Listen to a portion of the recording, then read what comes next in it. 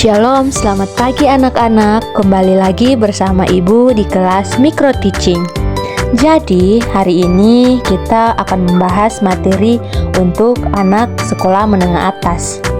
Baik anak-anak, sebelum kita memulai dengan materi pembelajaran kita, untuk itu kita akan awalinya dengan doa dan Ibu akan memimpin kita di dalam doa ini. Sebelum itu, mari kita berdoa.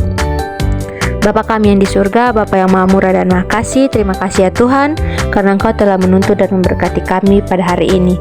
Bapa, sebentar lagi kami akan memulai dengan kelas micro teaching kami.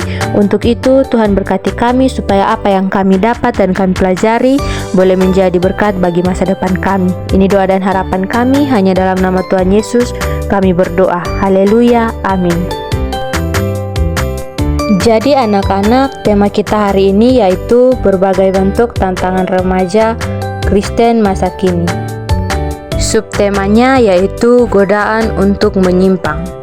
Nah, dalam tema dan ini kita bisa lihat dalam kitab 1 Korintus 13 ayatnya yang ke-33, 1 Korintus 6 ayatnya yang ke-19, 1 Korintus 3 ayatnya yang ke-16, Mazmur 119 ayatnya yang ke-9, Roma 12 ayatnya yang ke-2. Baik anak-anak, jadi sebelum kita memulai dengan materi kita, sekarang Ibu akan menjelaskan tujuan pembelajaran dari materi kita, yaitu berbagai bentuk tantangan remaja Kristen masa kini. Dalam tantangan remaja Kristen masa kini memiliki tujuan yang sangat jelas, yaitu yang pertama yaitu mengenali berbagai bentuk tantangan pergaulan di kalangan remaja masa kini. Yang kedua yaitu memahami dampak pergaulan yang baik dan buruk berdasarkan nilai-nilai firman Tuhan. Yang ketiga yaitu menyadari pentingnya menjaga kekudusan dan identitas diri sebagai anak Tuhan. Yang keempat yaitu mempraktikkan cara hidup yang sesuai dengan firman Tuhan dalam kehidupan sehari-hari.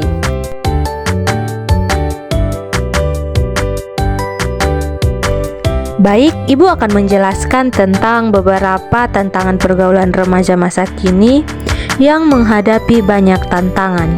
Yang pertama yaitu tekanan dari teman sebaya.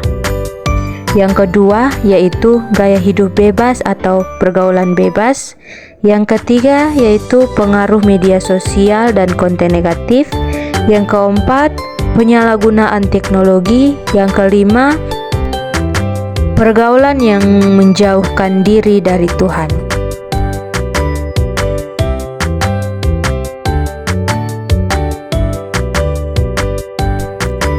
Ada beberapa ayat firman Tuhan, penjelasan dan juga contoh dalam kehidupan kita sehari-hari yang akan kita pakai sebagai panduan dalam hidup kita. Nah, sekarang kita akan lihat dalam Korintus 15 ayatnya yang ke-33, yaitu pergaulan yang buruk merusak kebiasaan yang baik. Nah, ayat ini mengingatkan bahwa lingkungan pergaulan sangat mempengaruhi kebiasaan dan karakter seseorang. Walaupun kita punya niat baik, kalau kita terlalu sering berada di tengah orang-orang yang suka berbuat salah, maka kita bisa ikut terbawa. Contohnya dalam kehidupan sehari-hari yaitu yang pertama yaitu awalnya seorang siswa yang rajin belajar dan jujur mulai ikut mencontek karena teman-temannya juga melakukannya dan menertawakan orang yang jujur. Yang kedua yaitu teman sekelas suka berkata kasar atau membuli orang lain. Awalnya kamu tidak suka, tetapi lama-lama karena sering ikut mereka, kamu mulai melakukan hal yang sama. Yang kedua yaitu terdapat dalam 1 Korintus 6 ayatnya yang ke-19, yaitu atau tidak tahukah kamu bahwa tubuhmu adalah bait Roh Kudus. Tubuh kita adalah tempat tinggal Roh Kudus. Jadi, kita harus menjaga tubuh kita tetap kudus dan tidak melakukan hal-hal yang mencemarkan diri, termaksud melakukan pergaulan dan tindakan yang merusak diri. Contohnya dalam kehidupan sehari-hari kita yaitu Yang pertama yaitu menolak ajakan untuk merokok, minum alkohol, atau mencoba narkoba, karena sadar tubuh kita harus dijaga. Yang kedua yaitu tidak menggunakan media sosial untuk menyebarkan hal negatif seperti anjuran kebencian atau lainnya. Yang ketiga, kita bisa lihat dalam 1 Korintus 3 ayatnya yang ke-16. Tetapi apabila hati seorang berbalik kepada Tuhan, maka selubung itu diambil. Di sini, jika kita sungguh-sungguh datang kepada Tuhan, maka Tuhan akan membuka hati dan pikiran kita untuk melihat kebenaran yang sesuai dengan kehendak Allah. Contohnya dalam kehidupan sehari-hari kita, yang pertama yaitu seorang remaja yang awalnya ikut-ikutan pergaulan yang tidak baik, mulai berubah karena ikut kelompok remaja gereja, rajin berdoa dan membaca Alkitab. Dia juga bisa menolak ajaran-ajaran buruk.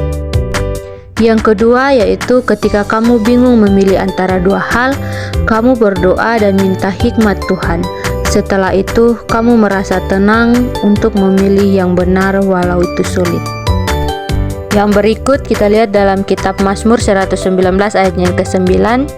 Dengan apakah seorang muda mempertahankan kelakuannya bersih dengan menjaganya sesuai dengan firman-Mu. Firman Tuhan adalah panduan hidup yang paling aman. Jika kita hidup sesuai dengan firman Tuhan, kita bisa menjaga diri dari dosa, terutama di masa muda yang penuh godaan. Contohnya dalam kehidupan sehari-hari yaitu yang pertama, membiasakan diri untuk membaca Alkitab setiap pagi atau sebelum tidur, sehingga lebih mudah untuk menghindari hal-hal yang salah. Yang kedua yaitu mengingatkan ayat Alkitab saat tergoda untuk melakukan sesuatu yang baik. Misalnya saat mau marah, kamu teringat ayat tentang sabar dan kasih. Yang berikut yaitu Roma 12 ayatnya yang kedua. Janganlah kamu menjadi serupa dengan dunia ini, tetapi berubahlah pembaruan budimu. Dunia punya banyak pengaruh yang tidak sesuai dengan kehendak Tuhan. Tuhan ingin kita hidup berbeda, tidak ikut-ikutan tren yang salah, tetapi hidup dalam kebenaran dan kebaruan pikiran darinya. Contoh dalam kehidupan sehari-hari, yang pertama yaitu ketika teman-teman mengikuti tren pakaian yang tidak sopan, kamu memilih tetap berpakaian yang sopan dan layak.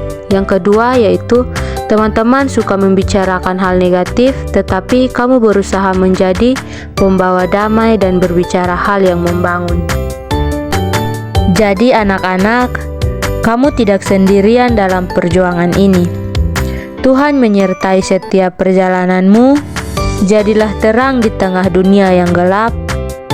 Pilihlah pergaulan yang membawa kamu makin dekat kepada Tuhan, bukannya menjauhkanmu darinya. Baik anak-anak, jadi kesimpulan dari materi kita hari ini yaitu tantangan dalam pergaulan remaja masa kini memang nyata dan berat. Tetapi dengan firman Tuhan sebagai pedoman, kita bisa membuat pilihan yang benar. Tuhan menginginkan kita menjaga diri, memilih teman dengan bijak, dan hidup sesuai dengan kehendak-Nya.